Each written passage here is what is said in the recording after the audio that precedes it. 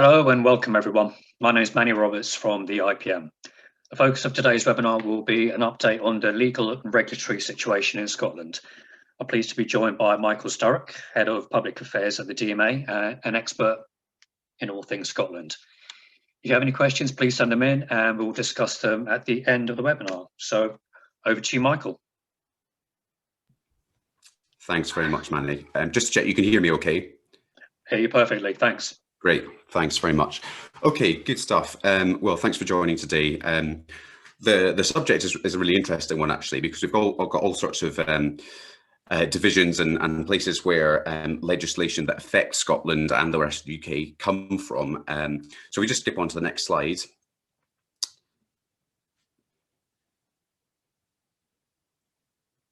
If we can, there we go. Yeah, so really to talk about the local situation, really need to kind of recap where laws come from that affect Scotland. So you'll know that Scotland is, or the Scottish Parliament and the Scottish Government is a devolved government of the UK. That means it is subject to, or still subject to, laws that are made in Westminster, but it also has areas in which it can legislate and make laws by itself. So you can see the kind of overview here. Scotland has control over education and training being a key one, health and social services, you'll no doubt know, given all the comparisons and the differences between the UK and England and Wales and Northern Ireland and Scotland and their various vaccine and lockdown rollouts, housing and law and order, other devolved matters and reserved matters include sort of more overview of things such as the kind of central economic powers that the Treasury have, deciding budgets. Other things here, you'll see broadcasting, elements, well, of course, defence and foreign affairs. And then there's also other various rights and things as well. And also, of course, before this and until relatively recently, we had the EU making laws as well, above both of these jurisdictions, above both the UK and Scotland. So they could decide laws on areas that affected some of these issues, and they would still have to be adopted in the UK or Scotland, depending on which Parliament had power. So if we jump to the next slide. So when we're looking at data and digital more specifically and the law of marketing and advertising, there's kind of a picture actually, because as I say, some powers reserved to Westminster and some that are devolved to Holyrood. So that means that there are things like data protection, for example, the most fundamental thing that is technically a Western issue and was until recently a European issue that came through GDPR. So that was the thing that decided data protection rights. And now GDPR has been put into UK law under the Data Protection Act 2018. And that's something that applies to the whole of the UK, including Scotland, Wales, Northern Ireland, and something that Holyrood, the Scottish Parliament, can't change. But you see the picture is a bit more complicated because you'll see on the left, data protection, consumer rights, infrastructure such as broadband, immigration, talent, which is crucial for accessing the right amount of talent, people coming across to study, industrial strategies, so the way that government delivers services or encourages organisations and businesses to deliver services, and then international trade Westminster has power over. Now, when we get to Holyrood, the situation is slightly, as I say, slightly confused because even though data protection is reserved to Westminster, the subject of data, which is quite ambiguous, definitely, is actually something that's devolved to Holyrood, and that means they can make decisions over the way data is used and stored and counted by government. They can make rules on how businesses can do that. They can't override fundamental data protection rules, but they do have quite a lot of power to frame the debate around data and how it is used. Further to that, there's the ability to extend infrastructure. So the Scottish Parliament can actually contribute to or do its own infrastructure projects, such as rolling out broadband, again, crucial to the data and digital economy. Similarly, even though immigration and talent access is a reserved matter, the Scottish Government can give more incentives for people to come to Scotland, and they can provide support for people, refugees, immigrants, for example. Education and skills, of course, as I mentioned, is a huge area that is devolved, and that has huge implications for how the data and digital industry is funded, is prepared, and is accessed by wider society. And then finally, there's more on top of the kind of fundamental industrial strategies of the UK. There are policies that the Scottish Government can make that really do similar things. They encourage commerce, business, the economy in particular ways. And that's kind of what we're going to discuss a bit more as well. So if we go on to the next slide.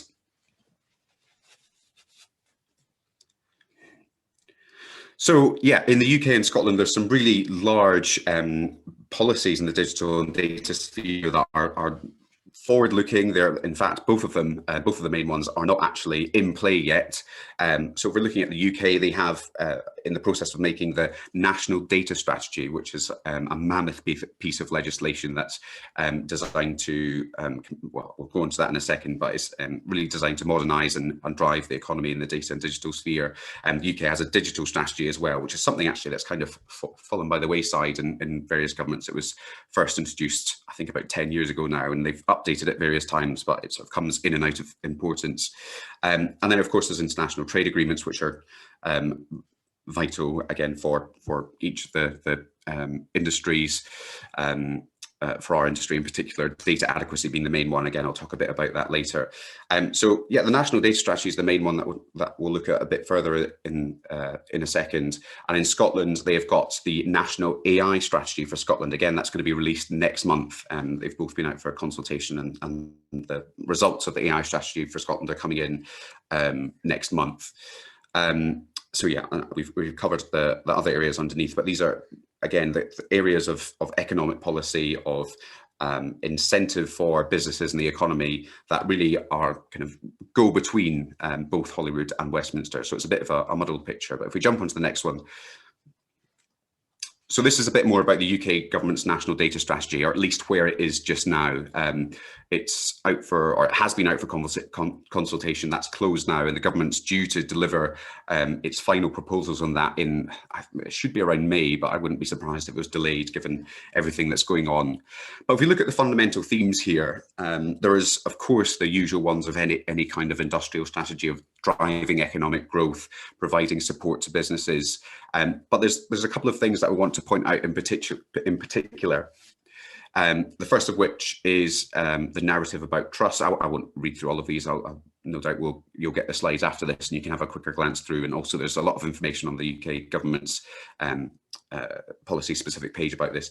But a lot of the focus here and the red thread that runs throughout is is this narrative of trust. If you look at the second point there, securing a pro-growth and trusted data regime. And there's recognition that the industry is not particularly trustworthy. And in fact, some research that we did or contributed to last year, or the year before last, showed that data and digital advertisers and marketers were less trusted than politicians, which I think says all you need to know about the state of trust in the industry and the trust in the use of data.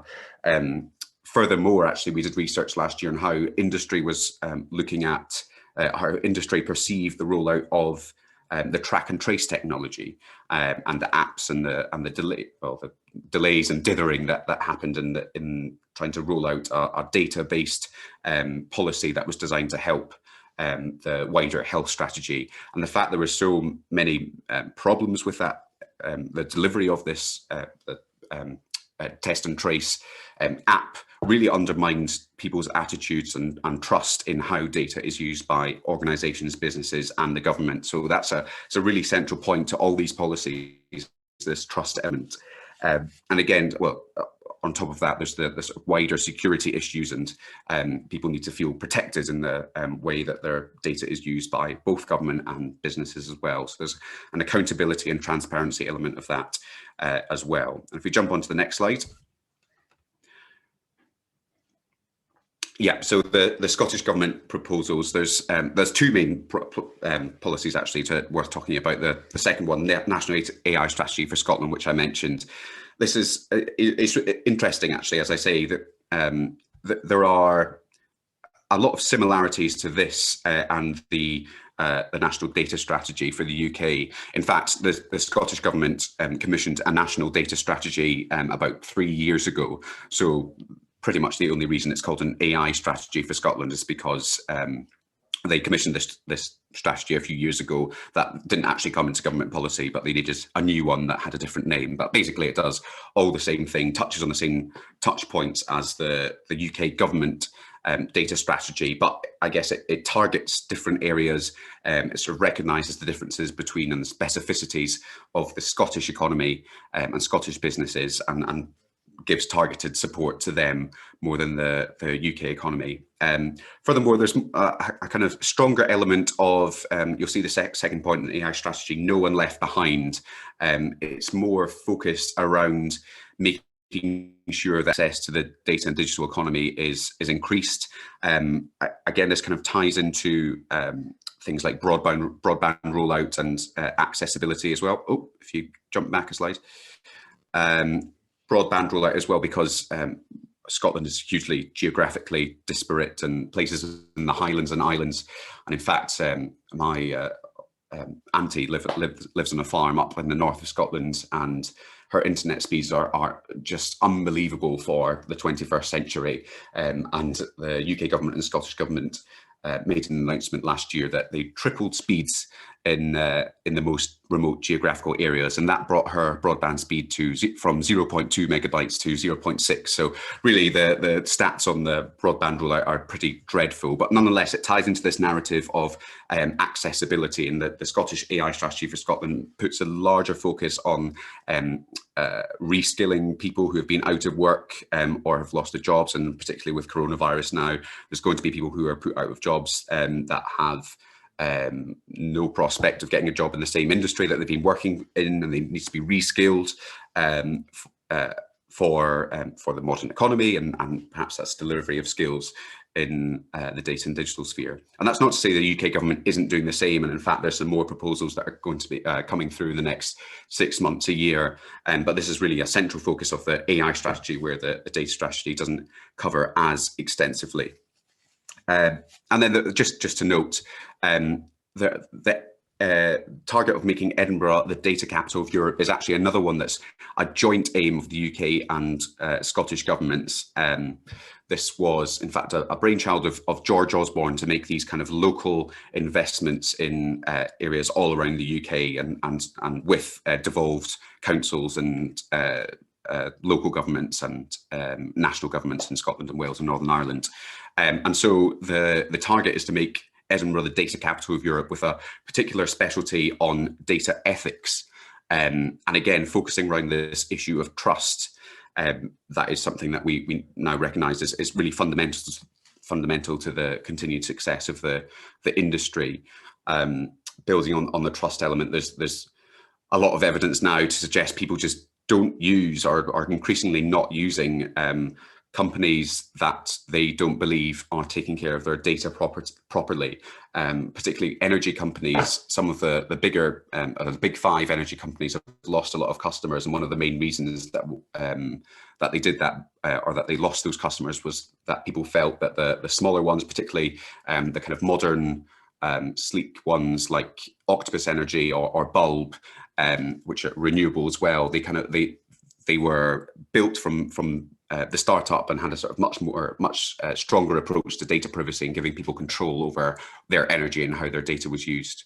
So that's really the trust element is throughout all of these policies now, because they recognise that this is something that the government is going to need to help industry build in order to make the industry successful. If we go to the next slide.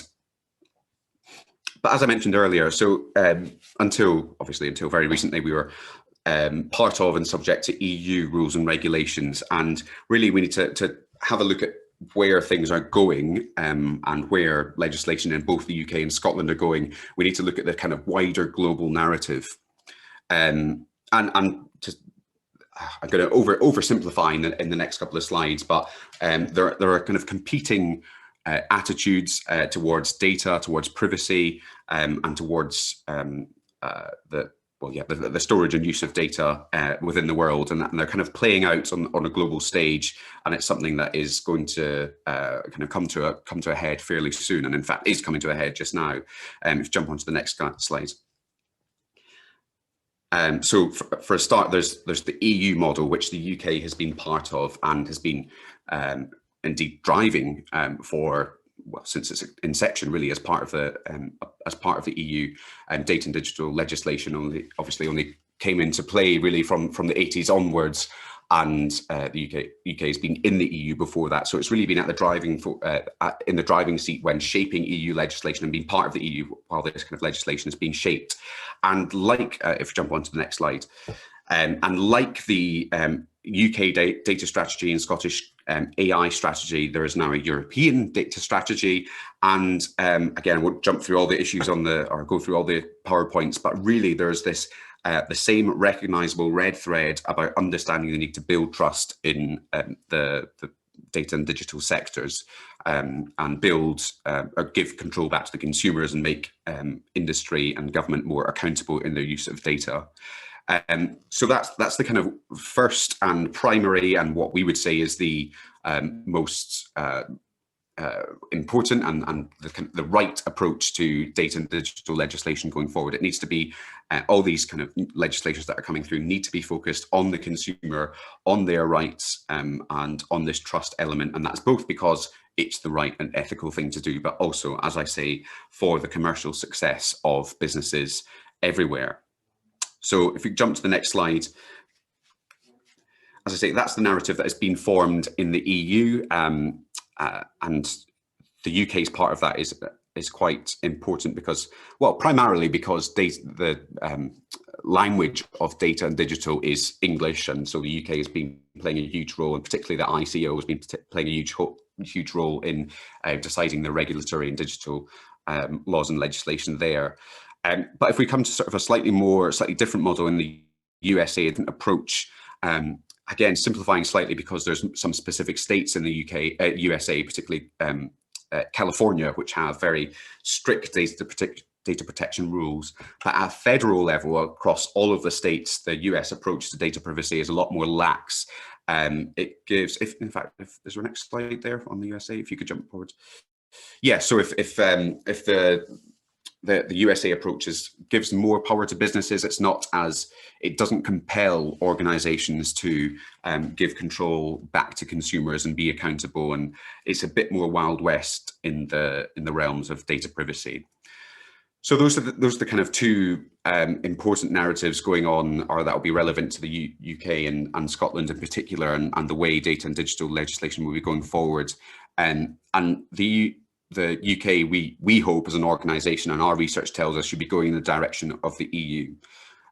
Nonetheless, we're in the process of negotiating what's called an adequacy agreement, which would mean with the EU, which would mean that the UK conformed and Scotland conformed to all EU standards of data privacy and continue to do that. And that would pretty much point us in that direction, a similar direction to the EU going forward. And that's something that we have been lobbying heavily for, and really think is fundamental importance to the. Nonetheless, if the UK can't get that data adequacy agreement, it becomes free to kind of make its own rules and regulations on data protection. And there is a narrative amongst some in the industry and the more free trade focused members of parliament that they want to get rid of things like GDPR, want to get rid of PECR and e-privacy, and want a more USA style data protection realm where businesses can do what they want, in essence, for the sake of innovation, as it's largely claimed. But nonetheless, we think that's not the right way to go forward. We know that our research tells us that building trust is the most commercially successful thing as well. So yeah, this is kind of we're at a fork in the roads, as it were, and we very much hope that we'll be taking a EU style approach. Nonetheless, this kind of USA approach does remain in the wings, and that could have effects for how data is used and legislated for in the UK and Scotland. So if we jump to the next slide. Yeah, so that's kind of what I've covered. Go, if you skip ahead again. So there's what's worth discussing as well, as you will no doubt have seen by now, there is more of a divergence between Scotland and the UK government in terms of their approach to, or their opinions on Brexit and their what they see as priorities for the way to go forward in the EU. Sorry, in post Brexit. Obviously, Scottish independence is a huge issue. There are now 21 polls who have, in a row, which have showed support for Scottish independence, or majority support for Scottish independence. It's going to be a huge issue in the election going forward. And so, sort of in the context of this kind of wider narrative of where data and digital legislation is going, Scotland and Holyrood is much more keen to stick to EU legislation in all areas, not just data and digital at the moment. The Scottish Government have written legislation that is going to frame Scottish legislation in a way that mirrors EU legislation going forward, and that the kind of ultimate aim of that is to make if Scotland becomes independent, make it very easy for Scotland to align its laws and legislation with Europe again, and try and get accession to the European Union as soon as possible. But the UK, again, while we think it's the right way for it to be as close to the EU in data and digital, and indeed a lot of other areas, there is, as I say, a strong narrative that the UK can and should be pulling away from the European led legislation and forging its own path in the world. So that's a kind of point of division between Scotland and the UK. It's not as crucial in terms of data and digital because there's this kind of global narrative, and because there's kind of consensus about the way we should be going with data and data protection. Nonetheless, if we don't get this deal with the EU, there could be implications for the Holyrood Parliament wanting to add additional data and digital regulation on top of what the UK government does. And there might be a want from the UK government to slightly pare back some of the legislation, GDPR or the Data Protection Act 2018. Just for your information on at the moment, I'm sitting here in Edinburgh, it looks like the SNP, the governing party in Scotland, are on path for a huge victory, perhaps their biggest ever, in the May elections in Holyrood. And that's partly because of Brexit, the way the UK is gone, and also because of the perceived handling of the coronavirus pandemic. A lot of people in Scotland approve of the way Nicola Sturgeon and the Scottish Government have dealt with lockdown and delivery of all the COVID help over that of Boris Johnson and the UK government. And that's, again, driving support for the SNP and indeed Scottish independence. So it's really going to be a crucial election.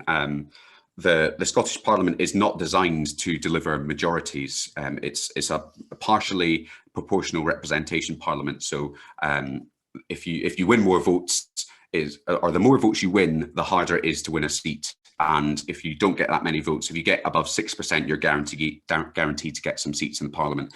So it's not designed to deliver a majority. Nonetheless, it's anticipated that the SNP will have a big or have a majority. And that has huge implications for the Scottish independence debate, which we can talk about a bit more in questions if you need, or if you'd like, and also this kind of narrative of UK and EU, the path forward in the world. So I'll leave it there just now. I think that's the last slide, and I'll open it up for questions. Thank you, Michael. Looks like it's a very interesting period ahead for Scotland there. Yeah. Let's have a look at, see if we've got any questions. Yeah. Do you think the support and regulation in the data and AI strategies do you think it will actually make a positive difference in the UK and Scotland? Yeah, absolutely. I think these are both really, really good pieces of legislation, actually, that have been designed with industry, with consumer bodies. And the government really understands now, both governments really understand this issue of trust, and feel that they need to be quite proactive in helping industry build trust, because the more successful the industry is, the more profitable they are, and the more money that goes into the economy and growth, etc., etc. So they've designed these policies really, really well, and I think they will do quite a lot to help businesses deal with data. And also the other thing is that they're designed to help deliver public services as well. And data, as everyone knows, can really simplify and can really help the delivery of products and services, and bringing that approach to government is something that's long overdue, but something that will definitely have some help in terms of streamlining, making more efficient and more effective, in fact, government policy too.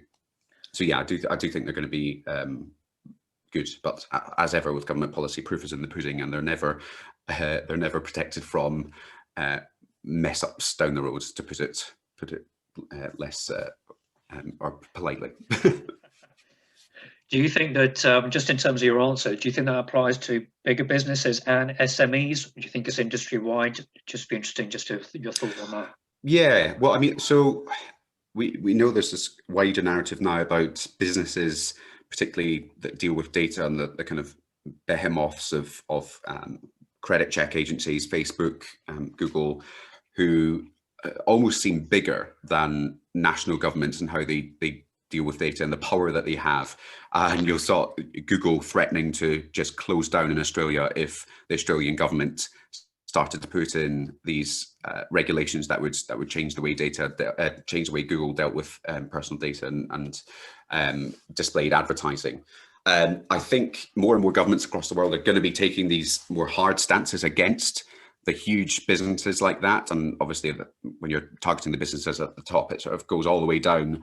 And I think it could get quite nasty, actually, the sort of arguments between Facebook, Google, Netflix, and local and national governments, even, because they do have the power theoretically to sort of close down their services within particular countries. But the more countries that do it, they're not going to just shave off 60 million subscribers in the UK from Netflix if they don't like a particular advertising rule. Surely they realise that they can get some money even if they're slightly restricted by government policy. So yeah, I think these are going to have to be, and these have to be huge, sweeping, all-encompassing policies that really change the narrative data from the huge businesses down to SMEs. Great. Okay. Next question was obviously, clearly a lot of the regulation in terms of data and in particular the digital sphere is obviously shaped by what's basically occurring worldwide. Do you think countries like the UK and Scotland can really shape the narrative if they're up against big players like the US, EU, China? Can they really punch above their weight, do you think? Yeah. So as I say, the kind of key to this is in the fact that the language of the internet, the language of digital and data, is English. And furthermore, the UK and indeed Scottish economies are heavily data and digital based, or they have huge components of the economy that are focused around these areas. So there's a lot of, I mean, it's not quite Silicon Valley in London or Edinburgh, but it's kind of the next best thing. And the work that's been done here by a lot of innovative firms in the tech industry, particularly in Scotland, where finance and fintech is such a huge presence. There's going to be a lot of really interesting stuff that comes out of these, both UK and Scotland in particular, that's going to shape a kind of wider narrative. And I think there's a lot of opportunity for people, or there is a lot of people who are coming from the US, coming from Europe to work in these economies here, because they are so leading. And really the legislation, as again talking about that, is going to be, or is going to try and support these economies as much as they can. So hopefully, and again, so regardless of the difficulties or potential challenges of Brexit or Scottish independence or any kind of constitutional change, the digital and data economies are things that kind of supersede these. They're beyond borders and attract people from all over the world, wherever the kind of latest thing is happening, as it were. So yeah, I think the future is bright in the data and digital sphere. Okay. We've actually had a question come in from Neil. Neil asked, by trust, does this mean, or will it lead to greater prosecution and implementation of the agreed rules, regulations, or T's and C's? I hope so. It should do. I think that I know there's been a lot of complaints, or at least some complaints, about the way that the ICO has dealt with complaints, and some people saying it doesn't have the power to properly chastise organisations. The DMA a while ago, or almost many years ago now, when it was the sort of big issue was contact centres and cold calling and nuisance calls, there used to be barely any regulation that prevented this or chastised businesses or put fines against them. And we've been pushing for that for 5-10 years to be increased, so much so that a couple of years ago now it is, I I think it's the legal responsibility falls on directors of a particular company. So if you get a nuisance call there or nuisance calling on a large scale and is reported, the regulators now have the power to put people in prison, which is what's necessary. And we're not quite there yet with data and digital, but it's something that's been talked about, should be talked about. There really needs to be incentives or anti-incentives or warnings against doing the wrong thing with data, and that really needs to be followed through on the company side and the to companies do better. Companies that are accountable, transparent, do better than those which aren't or which are shady. So there is there's a commercial interest here for businesses doing it themselves, industries doing it for themselves, and the DMA for interest is working on, or for a start, it has its own code of practice. So all members of the DMA sign up to a code of practice which have particular standards of privacy, accountability, transparency. And the UK is, and we are developing codes of practice in partnership with the EU as well, designed to do these things. And really, it's trying to shape the narrative of an industry, to take the initiative itself. But absolutely, these kind of powers of regulators, and increasingly they are happening, need to be there and should be used. Transparency seems like a key one in terms of kind of safeguarding the industry and obviously the public as well. Yeah, absolutely. It's it's really a fundamental element of data privacy, isn't it? Yeah. So just to finish off, Michael, just obviously you're very close to the situation, very knowledgeable. What's your personal opinion on the possibility of a referendum? I mean, do you think it's a good idea? What sort of direction do you think it might go? And what do you think if there was a result to leave for Scotland to leave the UK? I mean, obviously it's quite a wide-ranging answer potentially, but what do you think the implications of that might be in terms of data and so on? I have to be quite careful here, because I have to. I am actually declare an interest in that. I have. I'm currently running a campaign for the SNP, the government party in Scotland, and indeed a member of the party. I just from a personal perspective, I think there's no, there's no real democratic problem with independence in my view. I think there's just I think it should be allowed for people who, in a particular area, in a particular political boundary, to be able to decide their own rules. And I used to be of the opinion that just meant giving more powers to the Scottish Parliament. But I think, on balance, maybe there's a difference in opinion towards governments between Scotland and the rest of the UK. That means independence might be the right way to go for Scotland. I think it is going to happen, frankly. I mean, I would say that, I suppose.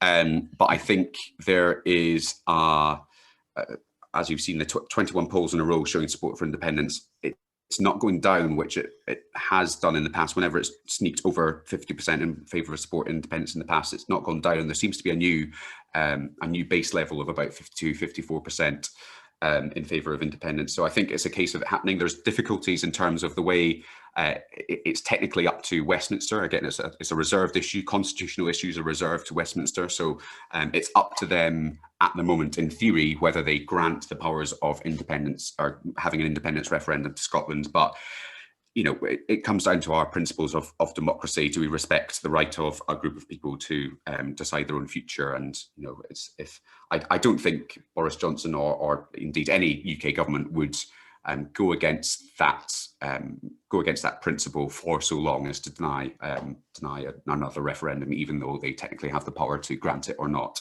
In terms of data and digital, again, this is something, as I've been saying, it's kind of a beyond borders issue. It's a wider global issue.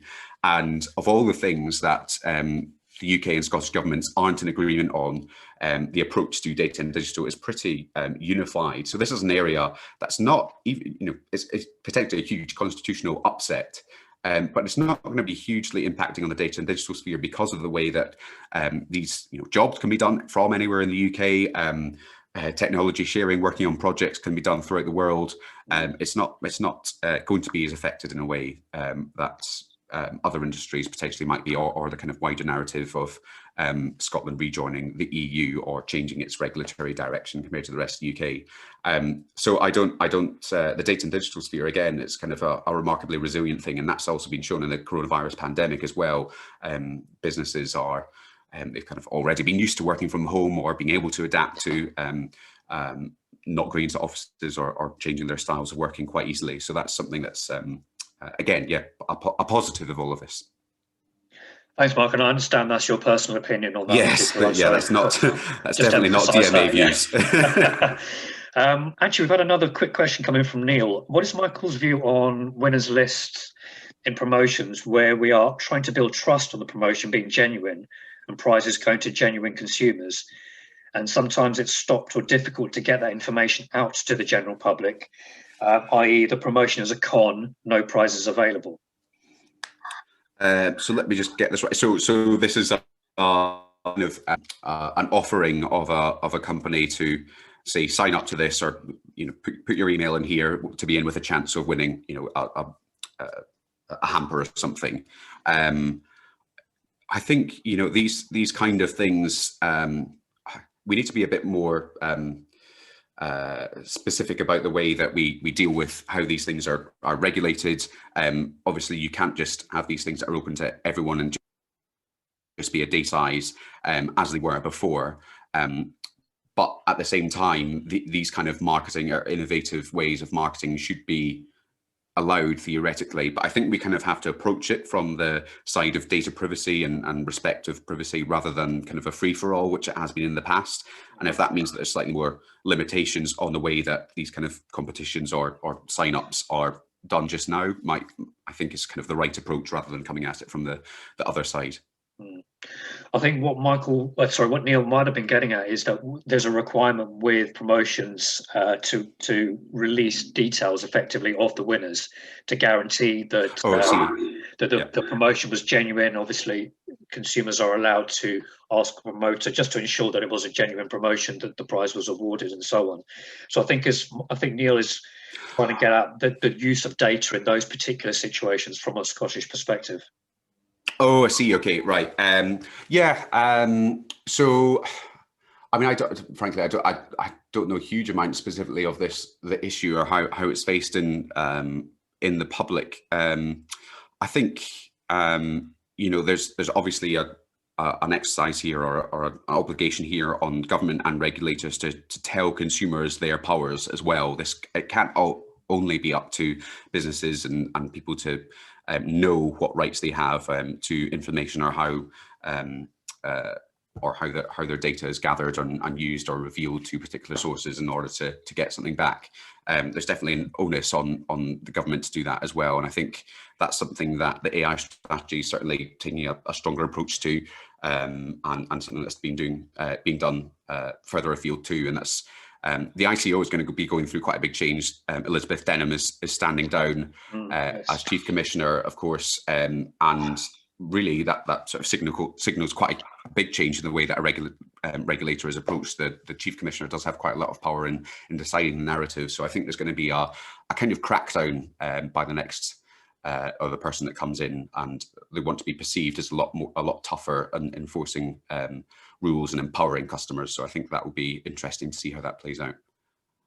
Brilliant. Thanks. Many thanks for that, Michael. It was really informative. Today's been very helpful. So appreciate your time. Thanks very much. No worries. Thanks very much. Thanks for listening and watching, everyone. We'll see you soon. We'll be in touch soon with details of our next webinar. All the best. Bye-bye.